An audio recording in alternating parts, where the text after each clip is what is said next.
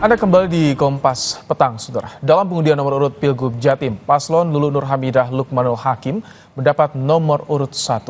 Khofifah Indar Parawansa Emil Dardak nomor urut 2 dan Tri Risma Harini Zalul Azhar Asumta mendapat nomor urut 3. Dalam sambutannya, Cawagup Jatim nomor urut 1 Lulu Nur Hamidah Lukmanul Hakim bangga atas lahirnya 3 Sri Kandi di Pilgub Jawa Timur. Lulu berharap Jawa Timur akan melahirkan pemimpin untuk Jatim yang lebih makmur. Yang pertama-tama tentu saya bersyukur kehadirat Allah Subhanahu wa taala. Ini sore yang sangat-sangat membanggakan karena Jawa Timur menjadi sebuah provinsi pertama di dunia yang telah bisa dan sanggup melahirkan 3 Sri Kandi sebagai calon gubernur. Mudah-mudahan sebuah keberhasilan Jawa Timur dan masyarakatnya yang bisa melahirkan sebuah calon-calon pemimpin untuk Jawa Timur yang lebih makmur. Sementara itu calon gubernur nomor urut 2 Khofifah Indar Parawansa sempat berpantun saat memberikan sambutan usai pengundian nomor urut. Khofifah yakin nomor urut 2 sebagai isyarat 2 periode.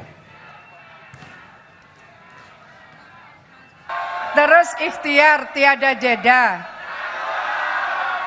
Berikan aksi dan kerja nyata. Paslon nomor 2, boleh? Paslon nomor 2 siap mengemban amanah. Lanjutkan pembangunan dengan nawa bakti satya. Alhamdulillah, nomor urut 2 melambangkan optimisme dan semangat untuk mewujudkan 2 periode. Cagup Jatim nomor urut 3 Tri Risma Harini berharap agar proses demokrasi di Jawa Timur berlangsung baik, jujur, dan adil tanpa kecurangan serta gangguan. Jika diberi amanah, Risma akan bekerja untuk Jatim yang lebih baik. Supaya proses demokrasi ini berjalan baik dan benar, tidak ada kecurangan, dan tidak ada lagi gangguan-gangguan, supaya proses ini bisa dirasakan manfaatnya untuk seluruh warga Jawa Timur. Mari seluruh warga Jawa Timur kita bekerja bersama-sama mewujudkan Jawa Timur yang lebih baik, yang lebih adil untuk seluruh lapisan masyarakat. Setelah 3 pasangan calon gubernur wakil gubernur Jawa Timur sudah mengambil nomor urut untuk Pilkada Jatim. Paslon Lulu Nur Hamidah Lukmanul Hakim dapat nomor 1, Khofifah Indar Parawansa dan juga Emil Dardak dapat nomor urut 2, dan Tri Risma Harini Zalul Azhar Asumta dapat nomor urut 3. Bagaimana masing-masing calon ini akan adu gagasan merebut warga Jawa Timur di Pilkada November nanti? Sudah hadir untuk membahasnya di studio Kompas TV, pengamat politik dari Universitas Al-Azhar, Ujang Komarudin. Selamat petang, selamat datang di studio Kompas TV. Kang Ujang. Bang Baim, terima kasih. Baik, tadi kita menarik menyimak pengundian nomor urut Pilkada Jawa Timur, mirip dengan Pilpres konfigurasinya nih. Ini bagaimana Anda melihatnya, apakah ini bisa jadi faktor untuk memudahkan kampanye paslonnya atau seperti apa, Kang Ujang? Ya, kalau dilihat dari konstruksinya ya, pertama PKB kita tahu 1 ya, dipilihnya nomor 1, Caimin juga nomor 1 gitu. Khofifah yang didukung oleh partai katakanlah Kim ya kan, mayoritas di situ juga nomor 2, Pak Prabowo. Bu Risma juga kan kita tahu bahwa didukung oleh PDIP yang itu ketika Pilpres juga nomor 3. Entah tahu ya apakah ini suatu kebenaran atau kebetulan. Nah, saya melihat bahwa ini menarik. Pertama Bang Baim, bahwa di sana adalah ada Sri Kandi yang memang menurut hemat saya harus didorong. Siapapun yang terpilih nanti adalah memang betul-betul tokoh yang peduli terhadap masyarakat Jawa Timur. Kita tahu bahwa Jawa Timur adalah sangat religius, banyak pesantrennya di sana, bahwa pemilihnya kalangan Nahdliyin juga luar biasa besar. Oleh karena itu ini menurut saya tantangan terbesar adalah bagaimana sebenarnya menciptakan kekuatan kesejahteraan di sana. Nah, kita ini kan musuh kita Bang Baim adalah kebodohan dan kemiskinan. Jadi kita ini banyak masyarakat kita secara umum ya di Republik ini hampir 50% lebih bahkan kita belum lulus SMP. Oke, nah, itu jadi PR juga tentu calon pemimpin yang akan bertarung di Pilkada. Tapi sebelum membahas soal tadi strategi, soal kampanyenya nih. Oke. Itu akan memudahkan tidak dengan nomor urut yang mirip, yang sama dengan Pilpres, konfigurasi parpol pendukungnya juga? Ya, itu menjadi poin yang sebenarnya tadi undian itu menguntungkan ketiganya. Akan memudahkan bagaimana mereka berkampanye. Ini kampanye sudah mau mulai ini 2 hari lagi ya. Kalau nggak salah tanggal 25 hingga tanggal 23 November nanti. Oleh karena itu saya melihat tadi ya keterikatan nomor urut itu dengan yang Pilpres yang lalu ini menjadi sebuah catatan memudahkan mereka berkampanye. Saya melihat begini, pemilih itu kan diingatkan dengan pikiran bawah sadar mereka. Ketika mereka 01, 02, 03, sekarang nomor 1, nomor 2, nomor 3 juga. Dan itu relatif ya, terkait ya dengan jadi ada Pilpres terasosiasi yang lalu, otomatis gitu kepada Pilpres kemarin. Iya, mereka itu biasanya begini, sama ketika misalkan dulu Ibu Megawati mengatakan ketika Pileg, wah nomor urutnya nggak usah dirubah. Itu kan ingin membangun bawah sadar masyarakat bahwa memilih tidak berubah spanduk, tidak merubah lain-lain. Nah ini sama, kebetulan bahwa yang diundi ya mereka terrelasi ya, terkorelasi dengan tadi nomor urut di Pilpres yang lalu. Oke, nah bicara soal peta kekuatan nih Kang Ujang. Ya. Kalau misalkan ini yang satu DPR, yang satu Mensos, Ya. mantan wali kota Surabaya juga, Ya. yang satu petahana. Bagaimana peta kekuatannya nanti? Ya, saya melihat begini, semua ada plus minusnya. Tetapi kita bangga kepada partai politik yang sudah menghadirkan 3 Serikandi yang punya kualitas dan kapasitas. Baik Mbak Lulu, katakanlah dari DPR, lalu Ibu Risma dari Menteri, dan Bu Khofifa yang incumbent, semuanya punya kualitas. Semuanya punya kapabilitas. Dan semuanya menurut saya punya latar belakang pengalaman politik yang mumpuni untuk menjadi calon gubernur. Oleh karena itu ya tadi, strateginya adalah bagaimana meyakinkan masyarakat dengan program-program dalam 5 tahun ke depan.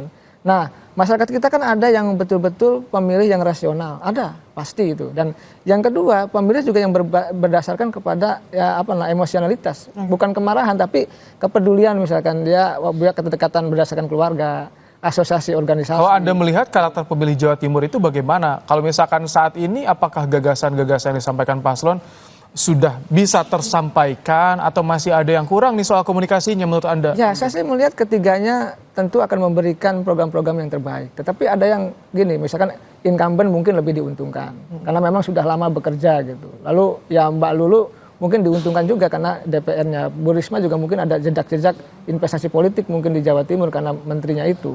Ya saya melihat bahwa ya tergantung nanti masyarakat Jawa Timur dalam konteks 2 bulan ke depan ya. Bagaimana sebenarnya kontribusi besar ketiganya dalam konteks bukan hanya memberikan visi misi, bukan hanya program, tetapi juga betul-betul mereka menyapa langsung door to door dari pintu ke pintu untuk bisa meyakinkan bahwa mereka lah yang layak untuk bisa dipilih menjadi calon gubernur dan wakil gubernur.